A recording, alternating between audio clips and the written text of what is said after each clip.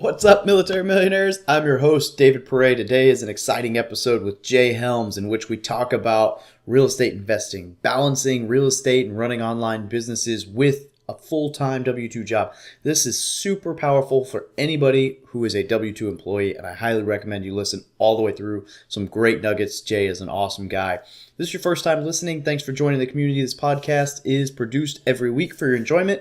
Show notes are found at FromMilitaryToMillionaire.com/podcast. Now relax and enjoy the show.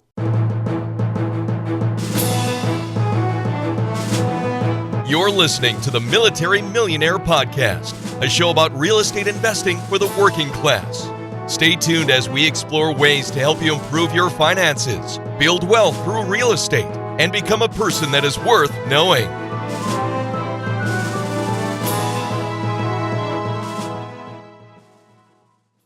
Hey, what's up, military millionaires? It's Dave. Today I'm here with a special guest. This is Jay Helms. You may recognize him from the Facebook group Real Estate Investing for the W-2 Employee. It's blown up online, and Jay has, honestly, I'm kind of jealous of his group. It's always got better posts and more frequent posts than I do. So I need to step up my game to match him. But Jay, it's awesome to have you. I'd love to introduce yourself a little bit to our listeners. Yeah, man. Hey, I appreciate you reaching out and including me on this. The closest I've ever been to the military is when probably when I took the test in high school and they just shook their head and said no. Right. So, but no. So currently, here we are, January 2019. I've got 51 units. Some of those my wife and I own ourselves. Some of those with partners. Who with Tim Kelly? I think you know Tim. Yeah, he's been on the show. Yeah, he's a chief petty officer in the Navy, so I can live vicariously through you guys. But so that's kind of me in a nutshell. But this last year, and I've been investing since 2014 when we bought our first rental property in Pensacola, and since then we've grown our portfolio to the point where we're now looking and kind of holding back and kind of seeing what the market's doing because it's really hot, in this area in Pensacola. And I have not bitten off the bug of or bitten a chunk off of investing in long distance just yet. I think that's going to change later this year. I'm kind of looking at some things in Q3 and Q4 of 2019 that may change that. But in the minute interim, I've got to have something to focus on real estate wise. So we started up this Facebook group, Real Estate Investing for the W-2 Employee. And from that, it spun off a mastermind group called W-2 Capitalist. And then I've got my blog, helmsrei.com. It's all about our experiences and linking people together like yourself and Tim and saying, hey, here are like-minded people that are going to lift each other up. Right. And I think we're going to talk about that in our next couple of minutes about being around like-minded individuals and how that can just, change how your goals are accomplished. Yeah, absolutely. So I'd like to kind of go back. I know you mentioned 51 units, but before we get into the non-real estate side of the business, how did you get started, and what are some of your strategies? Well, I got started probably like a lot of folks. I said we bought our first rental property in Pensacola in 2014. So rewind back about 8 years before that, I bought it was going to be a live-in flip. I was single at the time. And I'd been watching the HGTV shows, flipping the sexy, cool thing to do in real estate. And then the height of the market hit, right? So it didn't work out like I thought it would. I ended up holding on to that property as a rental for a little over a decade. And we were able to walk away with some equity. And I say we because in between that time, I met who's now my wife. And she helped me make a lot of the design decisions throughout the house. But at that time, we had also moved down to Pensacola, and we had, we'd always been interested in real estate. My grandparents were real estate entrepreneurs. Now, I think they had to do it by choice, but we hear the phrase house hacking now, and but my grandparents, one of the cool things my grandparents did when they before they passed away is they wrote a book about their life, right, and talk about how they moved about every year for about 20 years. And they ended up with this really large house. It was 3-bedroom, 1.5 bath, 1,900 square foot. My dad still owns right next to an apartment complex that they owned and managed. So it really started with them, kind of gave me the bug there. But in 2014, we saw the market in Pensacola starting to make some corrections. It actually the dip had already happened and it was on its way up. And we thought, okay, we want to do real estate. Fix and flip is not our parte, right? So let's look at buy and hold, and that's where we ended up. So now we've been focusing on buy and hold properties that meet our investing criteria, and we just gobble them up as we can. Now we're probably a little bit more patient because of our investing criteria. We know there's not going to be a whole lot of deals that meet that, but the ones that do cash flow very nicely. Our overall gross income has increased exponentially. It's like probably 60 grand a year from the time we started. And then our overall net worth has 10x'd since we started. Yeah. Yeah, that's huge. I like the fact that you mentioned that you're very specific on your criteria. A lot of people go out and they look for houses and deals. And, at the end of the day, it might be a deal for someone. It's always good to have an exit strategy. So you could find a house that meets a wholesaler's criteria or a fix and flip criteria, and you can find a way to make a little money on it. But if you take a house that's a fix and flip criteria, like this could work, and you're not someone who does that, and you're like, yeah, this is a deal, I'm going to roll with it, even though it meets none of my other criteria. I mean, it's just not always worth getting out of your niche. And I think a lot of people get into trouble when they try to go big with deals that they have no idea what they're doing. Yeah, I will say the only time I've ever lost money in real estate or on a particular property is when I abandoned those criteria. And and I'm not saying our criteria is not for everybody, right? But it's one of those things where we know what works for us, and if we're very strict with that, we know what the end result's going to be. Now, on the flip side of that, knowing that criteria ahead of time allows us to analyze properties very quickly. So we don't spend a whole lot of time on one property when it comes up. I mean, within about a 5-minute napkin test, I can tell you if we're going to dive into that property further or not. Yeah, absolutely. I have like one or two, they're overly simple formulas that I can do in like seconds with like this times this on my phone. And people are like, how do you know if that works? Like, what if, blah, blah, blah. I'm like, look, if it doesn't meet that, I don't care what if blah, blah, blah. There's another property that does meet that. Yep. Sorry. Yep. I It don't just may have take time. you some time to get there. Yeah. And that kind of rolls in. We'll just roll that right into what we were going to talk about as far as the work balance. Because I've mentioned don't have time to sit here and analyze every deal. And we were kind of talking before the show, but like one of the biggest questions you get, and I'm starting to get, is how do you balance a full-time job with real estate and the fact that you also run an online presence? It comes down to setting blocks and setting schedule. Well, I'll tell you what. Let's go through. There's a few bullet points, and there's more than a few.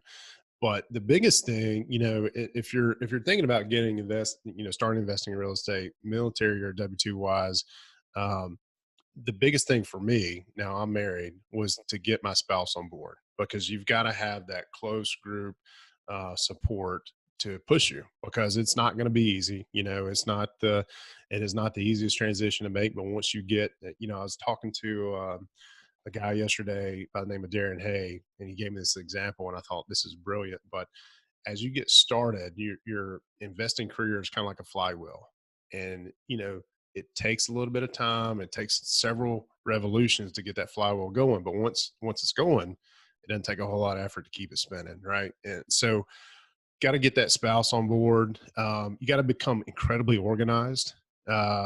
That includes everything from your phone, your emails, work, military stuff, everything along that nature. And then you got to be ready to alter your lifestyle, right? Less TV, less nights out. We were talking a little bit earlier, where you're at, it's what, 4:45 now? 5:45 now. I've been up for a little while. Yeah. But we were talking about how, you got to get that, you still want to get that 7-8 hours of sleep every night as much as possible. Now, if you're married and you have young kids, you're probably laughing at, 7-8 hours of sleep. That's a joke. And I'm with you. We've got 2, we've got our third on the way. So I'm interested to see how number 3 affects my schedule, but we got a few months before it gets here. But you got to be ready to alter your lifestyle, and that does include finding time when you can focus on this for just an hour or maybe 2 a day, right? And for me, that is early morning, before the rest of the house wakes up, because by the end of the day, I've worked 8 hours, and I don't do physical work. I'm a keyboard monkey, right? So I sit here and tap on the keyboard and do conference calls, and I do a little travel, but it's not physically exhausting work. But at the end of the day, I'm so mentally drained that I just want to veg out. I want to hang out with my family. I want to hang out with my kids, get on the floor and wrestle with them. And then we're going to eat supper. And then it's bath time, bedtime. By then it's probably 8:30. And I'm done, man. I'm exhausted. So, and that's regardless if I get up at 7 or if I get up at 4:45, which is what I'm doing now. So I get up at 4:45, which I know military guys, that's probably not even, they're probably laughing at that, making this, it's not even early. No. You'd be surprised. But the point is, you got to find a few hours, 1 to 2 hours a day where you can look at this stuff. And that for me is before the rest of the house gets up, and I'm being, I'm well rested and I'm able to focus. So I'll go through a couple of these other things as well. We talked about setting a schedule. You got to set a schedule and be very specific about your schedule. And one of the things, if you've read the book, The One Thing by Gary Keller, he talks about finding that one thing that's going to make the rest of your tasks throughout the day either diminish or become not as important. So whatever that one thing is, tackle it first, right? Do it first, and you're going to be amazed at how the rest of your day is going to it's going to open up. There's going to be so much more opportunity. Your mindset is going to be so different, because if there's something I'm dreading to do early in the morning and I don't do it, guess what's on my mind the rest of the day until I get to it. Absolutely. That thing. So for all my friends that are listening and watching this, if I call you early in the morning, I've dreaded making that phone call, so that's what I'm doing. So I'm knocking that out first thing in the morning. So a couple other things that just, to be real efficient, to take advantage of the most of that 1 or 2 hours that you find in your day. You also got to get comfortable with saying no, right? No to anything that doesn't affect the end goal of your goals, right? And for me, my goals are family, excelling at my W-2, which is also a good point. You gotta keep excelling at your W-2 or in the military career, and then the side hustle, which for us is real estate investing. So anything that doesn't affect those 3 big things, I typically say no to. Now, I don't run in a big social circle. I don't. It's me and my wife. We're also homebodies. I'm actually a very big introvert, so I don't do very well in crowds.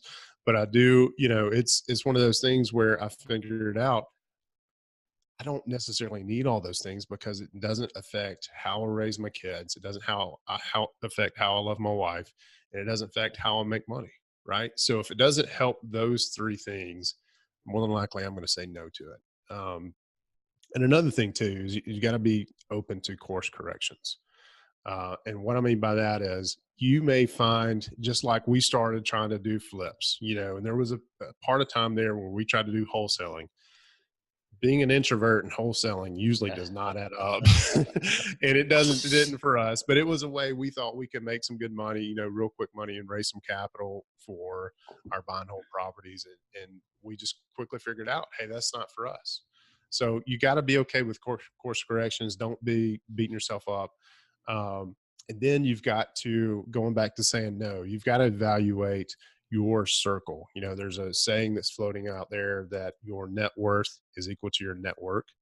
Yep. There's a lot of people that I'm around, that you guys are around, that you just don't need to be hanging around, right? And it's not one of those things where they're a bad influence. They're just not influencing you toward accomplishing your goals. And so this year, I keep saying this year, we're in 2019. Last year, I made a very conscious effort of saying no, and also not hanging around those people that didn't support me in those goals. Now, also, if my friends are watching, there's like, hey, I haven't heard from him in a while. You might fall into that category. No, I'm just joking. the thing is, and I didn't go to these folks and say, look, you're not supporting me here and here. You and I are no longer friends. I didn't do that. That's not what I'm suggesting you do. What I'm suggesting is evaluate where you spend your time. And if it doesn't affect your main goals, then you need to reevaluate that. And for a lot of us, that includes the people that we hang around on a daily basis, right?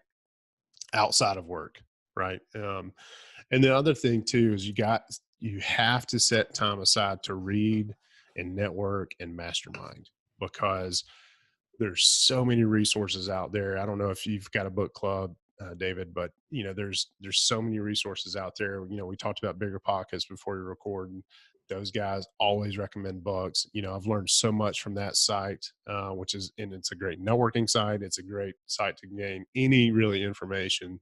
And then there's the mastermind, right? Which is you've got to get around people who are like-minded.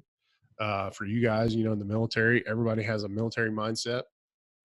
But you also need to be around investors, right? That go through some of the same struggles, that have been where you've been, that you can help along, and they can help you along and push each other. And then the last point I'll give you is get comfortable with being uncomfortable, because that's where growth happens, and we'll go back to the time schedule for a minute. Excuse me while I blow my nose, because the crud has hit our house. But, setting your schedule, getting up earlier, altering your lifestyle to where you're going to bed earlier, getting up earlier, do it in 15-minute chunks. That's the way I've tried. Okay. I normally get up, up until last year, I got up at 7. And when this hit me and said, hey, I've got to get up before the rest of the house, I set my alarm clock at 5:30. Guess how many times I actually got up at 5:30?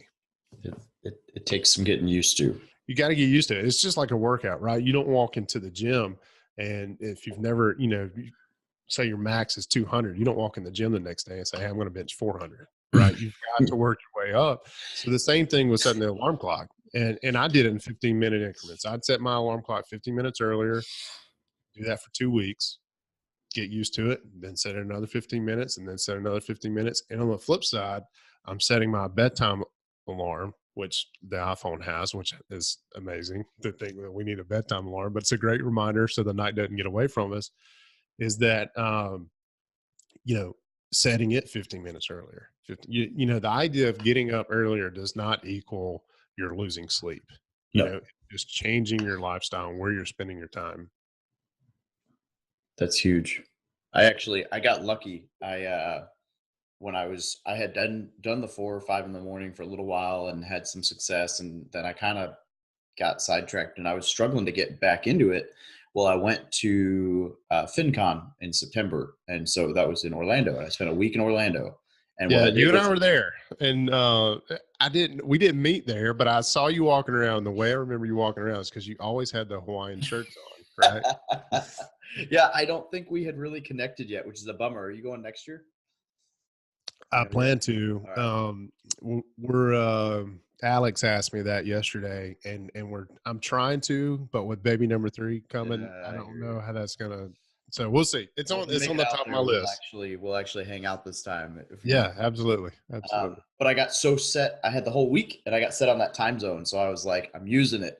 I made it back here, and I was like, I don't care what time it is here, whatever time it was in Florida that I was waking up is when I get up. It's like 1 in the morning. I did it, and then I was like, okay, tomorrow I'm sleeping until 4, and I haven't missed. I mean, maybe 4:15, 4:30, but even still, my alarm goes off before 4, and I hit snooze at least once before I'm out of bed. It's just I can't break that habit. But there were 2 things in your schedule or your list that I really wanted to just touch on because they've hit home to me recently. One is the get comfortable with saying no, because that is not easy. It's not at all, especially when it's like people you enjoy being around, but they're just not doing things that you need to do, i.e. going out or whatever. Like I went out once 2-3 weeks ago. It was probably the first time in a long time. But even then I was like, all right, guys, I'll drive. They wanted to Uber. I'm like, I'm going to drive because I'm leaving at 7:30. And they're like, yeah, well, we're not going to stay out that late. I'm like, no, I'm taking control of the situation. I'm driving. Yeah, because at 7:30 rolls around, they're going to be like, one more bar. They were out till 1 or 2. Yeah. Yeah. The next morning I'm looking at Instagram, and I'm like, what in the world are these guys doing? I'm like, oh my goodness, I'm glad I didn't get stuck with that. Yeah. And Yeah. then the Smart other one choice. is the evaluating your circle. Yeah. And I say that because what we were talking about earlier, as I'm debating whether to stay in the military or not stay in the military, it's very interesting to see the groups of people who tell me their opinion. And it's very easy to say, there's people on the fence for staying in and there's people on the fence for getting out, and the ones who are telling me, and the reason it's a very tough decision is because I like the Marine Corps, but every person who's telling me, say every, I should never talk in absolutes, I need to get better at that. Sure. Most of Me the too. people that are telling me to go ahead and get out of the military and focus full time are the people who have been where I'm at and are where I want to be. And Yeah. that's what it's like. I'm leaning that direction, not necessarily because I don't want to be in the Marine Corps anymore, but because these very influential people that have been there, done that, that are the circle I want to be around. Yeah. Their words have meaning to me. Yeah, and that's the thing too.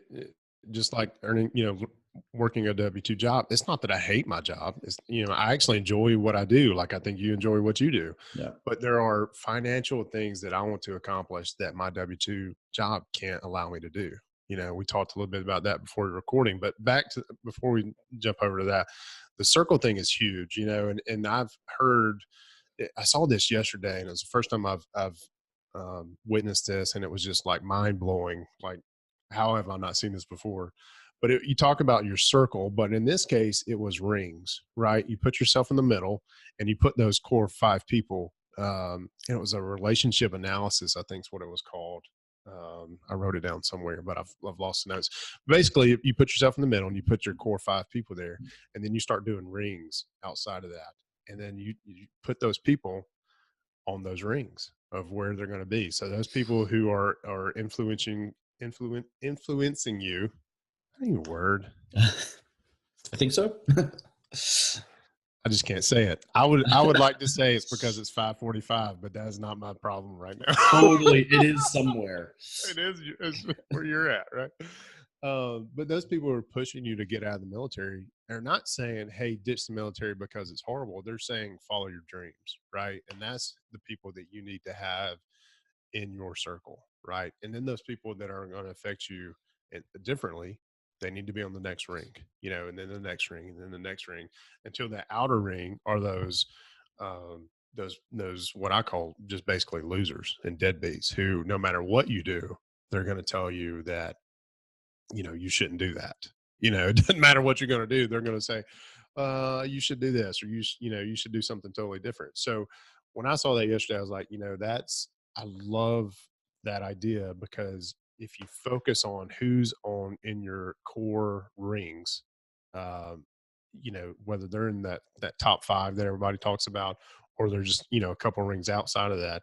And if you focus on just those people and getting feedback and hanging around with those 5 people or those core people, how much more your dreams are going to be more easily accomplished.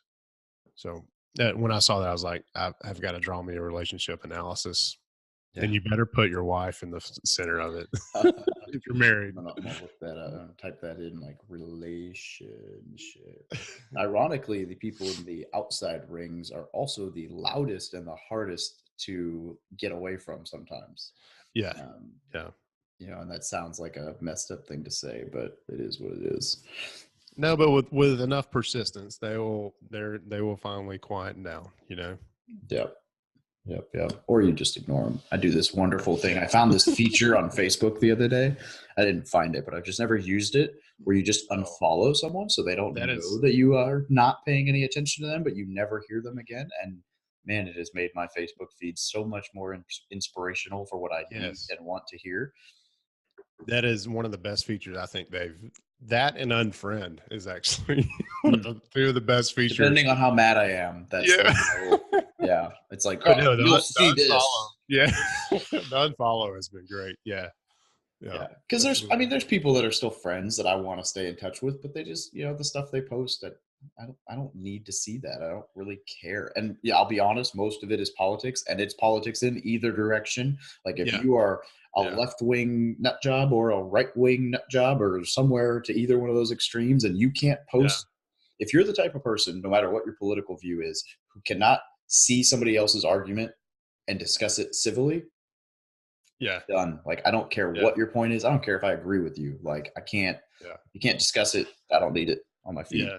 Well, And with the government shutdown going on right now, I'm a right wing. I don't know if I'm a nut job, but I'm a right wing kind of guy. And there was there's a meme going around of, hey, I need to go if the government shut down because it hasn't affected me. So I thought it was pretty funny because yeah, it is. most of the people that I run around with or talk to, it doesn't affect, and there's been some questions about, what if you have HUD housing, is that going to be paid or whatnot? So I posted that just trying to be funny. And then 3 or 4 people immediately responded and said, well, it's affecting me this way. And they were talking about the Coast Guard not getting paid. And then they were talking about how the IRS hasn't released the final tax tax schedule for this year and how that's going to affect taxes. And then somebody else posted something else about how it's affecting them. I was like, now I appreciate those comments, of saying, hey, Jay, get out of your bubble, but it did open up my eyes to say, look, here are people who, and I don't know their political views, but they did say, well, here's how it's affecting this, here's how it's affecting this, which opened my eyes up, and Yeah. nobody came in and started bashing me for anything. They just said, hey, just FYI. And I was like, that's great. I'm doing my, since you mentioned Alex earlier, I'm doing my first attempt at a truly viral video that should have posted an hour and a half ago. So hopefully Yeah. by the time this airs, you've seen it, then I did my job. But the title of it, courtesy of Alex, is "If the Government Shutdown Has You Worried, You're a Socialist." And it is basically my way of, and it gets pretty serious, but it basically starts out with me reading the definition and then reading the fact that the synonym to socialism is welfarism, and then saying, look, I don't really care what your political views are, but if you are one of these people who hates communism, socialism, and welfarism, and all this negative stuff that people often say is negative, but you can't survive without a paycheck for 3 weeks, you depend on the government. And what's depending on the government? Oh, that's Yeah. right. Socialism, communism, welfarism. Yeah. You need to figure it That's, out. Like, the government shuts yeah. down all the time and you can't figure out how to live without a paycheck. What happens when you get out of the military or the federal government, go in a civilian world, all of a sudden you get fired? Yeah. How are you going to retire? You can't even Yeah. survive for a month without a paycheck.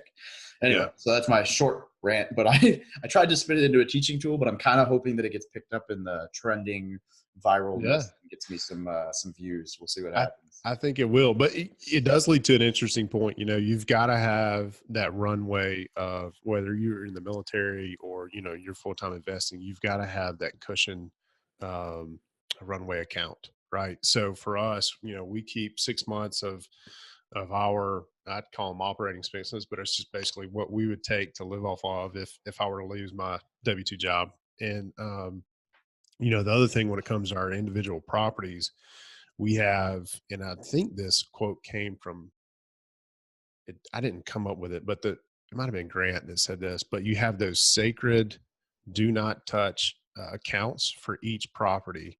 And basically every month when rent comes in, we take a percentage of the rent and we are depositing into those accounts that are strictly for that property. For when the septic tank messes up, it has to be replaced, or the HVAC goes out, or the roof has to be replaced, any of those capital expenses that you can't necessarily plan on from month to month. And those sacred accounts have saved us so many times in the last couple of years. I mean, we replaced 2 air conditioners last year, a total of $7,000. In Florida, it seems like they don't get as much out of them as we want to, but came up with $7,000 price tag. And if I hadn't been putting that money back, I'd be stressing, okay, where am I going to get that money? Because I don't want to go in our personal savings account to grab it. But because we've been doing that, we went directly to those accounts and made the payment. Right. So I think you're tied back around. You've got to have some cushion, whether it be on your personal property or excuse me, your personal situation or for your investment properties. Absolutely. All right. So, Jay, if some young 18, 19, 20-year-old walked up to you asking you for advice, what do you think you'd give them? Where should they start? So I'm going to rely on my dad to answer this question. And by that, I mean, when I was in high school, about to go to college, um, I didn't know what I wanted to do. I'm trying to figure that out, I guess, almost being 40. But I don't want to be a real estate investor. But other than that, my dad tried to get me to, for every summer that I was out of school, when I became of working age, he wanted me to work for a tradesman.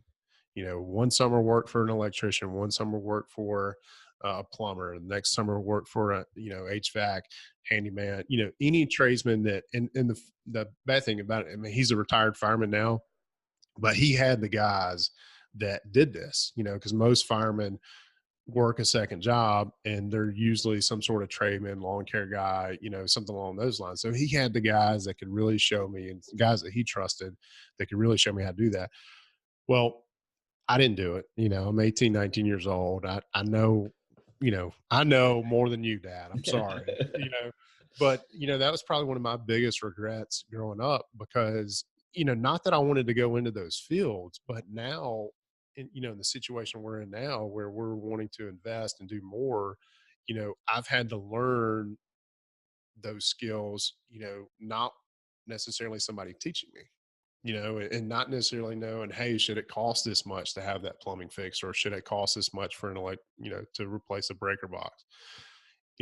So if I were to talk to an 18, 19-year-old kid and say, look, if you really want to get into this, here is a part of, if you're going to school, if you're going to full-time school, here's a part of the business you can learn on the side. Not that you're going to end up, being a plumber or an HVAC guy. Now, obviously, you can always rely on those skills, but not that you're going to end up there. But it helps you learn a side of the business that's not property management. All these other things you can learn from somewhere else. But when you're 18, 19-year-old kid, and you've got summers off and you're looking for a summer job, spend it with a carpenter, spend it with a plumber, spend it with an electrical guy, and make sure you're learning the business. Yeah, I actually really like that. And those are skills that, never go away. You're never going to, Yeah. no matter what happens with technology, we will always need a plumber, I think. Yes, absolutely right. Yep. So I clogged my stupid sink the other day. I don't know what happened. I guess something, I didn't clog it, but something broke. And Sure. Sure, I'm renting, so I didn't have to pay for it, but it was frustrating to like look at it and be like, I don't know how to fix this. Right. If it was my house, I would still have to pay someone to fix this. Which is why I learned stuff on cars, because I got sick of paying people to fix it. So I started learning how to, There you go. I bought an old truck and it gave me a lot of education. But yeah. So what is one resource that you would recommend to anybody looking to get started in real estate? So you're talking about like educational? Yeah, like books, websites, whatever. So this is probably a little different than anything that's, I don't know are you familiar with I'm trying to remember the guy's name, Simon Sinek? Sinek, yeah. So got some pretty popular TED Talks. Yeah, he's a very inspirational guy. It might be the accent, I don't know, that draws me to him. But he has a book out. It's called Start With Why. And that's one of the big things that, and you and I are both on Bigger Pockets, and we talk to different folks on there, and the forums are awesome. But I love when people post on there and say, hey, is this a good deal? And they'll give very minimal information about it. So, usually if I see one of those and I want to respond to it, I'll say, well, what's your goal? Or why do you want to buy this property, or why do you want to get started investing in real estate at all? Everybody says money. Typically it's the first answer, but it's not about money.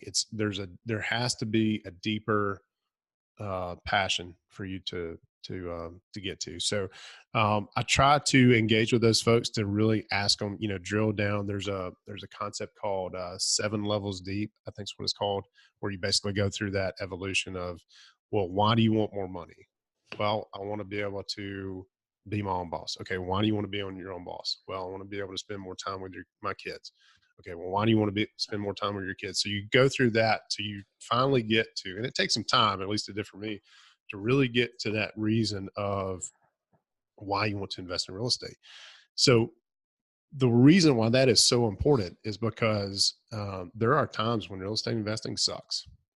And if you don't have that why, you're going to abandon the dream, right? And you're going to abandon that if it's just money. Now, don't get me wrong, money is a byproduct, right? I mean, we are in a capitalistic country, and we're in a society that you've got to have money to do almost anything, right? So money should be a byproduct, and that's where it gets into your investing criteria to make sure you're hitting those numbers, but it's not your overall why. So, long answer to your question, I would say Simon Sinek's book, Start With Why, is a great resource. I actually love that book. And not that this really has any weight on whether you should read it or not, but for those of you listening that are in the Marine Corps, that book is actually on the Commandant's reading list, so you will get credit for your towards promotion as it being your annually required book. So you should go read it because it's awesome. It's one of the few that's on there that actually there's a couple. So like that one's on there. There's Outliers. There's a couple books on like technology and the future, but most of the books on there are war and history, which is cool. But as far as like the real estate thing, there's not very many that, can tie into your motivation in your life. And that's one of them. And I loved it. I read it on there because I was like, oh, I don't know what this book is. In fact, I didn't actually realize I put two and two together that it was Simon Sinek until like after I finished the book. And I watched his TED Talk and I was like, oh, I've seen this TED Talk before. And then it was like, wait a minute, I know that guy. But yeah, that's a great book. I love it. All right. So before we wrap this up, is there anything else you'd like to add? Any big ideas we should talk about that we haven't mentioned yet? Man, I don't know. What's the real estate market going to do this year? Is it gonna pummel and fail like everybody thinks? I think no, just because everybody thinks that. It has Yeah. softened a little bit, but there's a lot of I don't know, a lot of the criteria that were met last time haven't been met. Although they brought subprime mortgages back as non-prime mortgages, which is scary. So if you're listening to this and you don't qualify for a normal loan at all, and someone says, I've got this awesome non-prime mortgage that you can take, you walk the other way and figure out how to qualify for a normal loan. You don't need no 7% interest starting adjustable rate crap with nothing down, with no credit. Like, if there's a reason you didn't qualify, you're setting yourself up for failure. Yeah. Just remember, the banks, while they're doing you a solid favor and lending you that money, they're trying to make money. They're trying to make a sale. So you're right. I think the market is due for a correction, but I think it's going to be longer and not as sharp, if that Agreed. makes sense. But that's what my crystal ball tells me anyway. And a year and a half, 2 years from now, we'll both be sitting back watching this and going, huh, I think we Yeah. kind of got it right. Yeah. Who Or knows? did we? When we're Well, both on the sideline wishing it had crashed because it doubled and we didn't buy. yeah, well, that's somebody that somebody told me that the other day because they had a different viewpoint. I wish I could remember the guy's name, but he was had a very strong opinion about where the market was going. And he's like, fine, sit on the sidelines. And a year from now, I'm going to be, looking back at you when all my properties have doubled. And I said, well, look, buddy, I said, here's the thing about that. I don't buy for appreciation. I buy for cash flow. So as long as I can make a property cash flow, I don't care what part of the cycle that I buy it in, and by that, and the reason why we haven't bought a whole lot here recently is because I can't get anything to cash flow. The rents are not, and well, I can't get anything because I'm still, local guy, 2 hours from where we live. But I can't get anything to cash flow based off of what the asking prices are, because it's that part of the market is so inflated that rents are not keeping up with what those asking prices are going to do. So that's when I say, hey, I'm waiting for the market correction. I'm waiting for those buying prices to come down or at least correct with what rent values are. So Yeah, absolutely. I'm lucky enough that most of my stuff that I invest in is in an area where appreciation flatlines. There'll be like yeah, a blip, but so it's pretty stable. So I do the cash flow thing, and I generally don't have to worry about the markets going up and down much. yep. All right.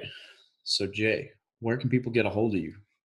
So our landing page, my landing page is helmsrei.com. And then from there, you can jump over to our Facebook group.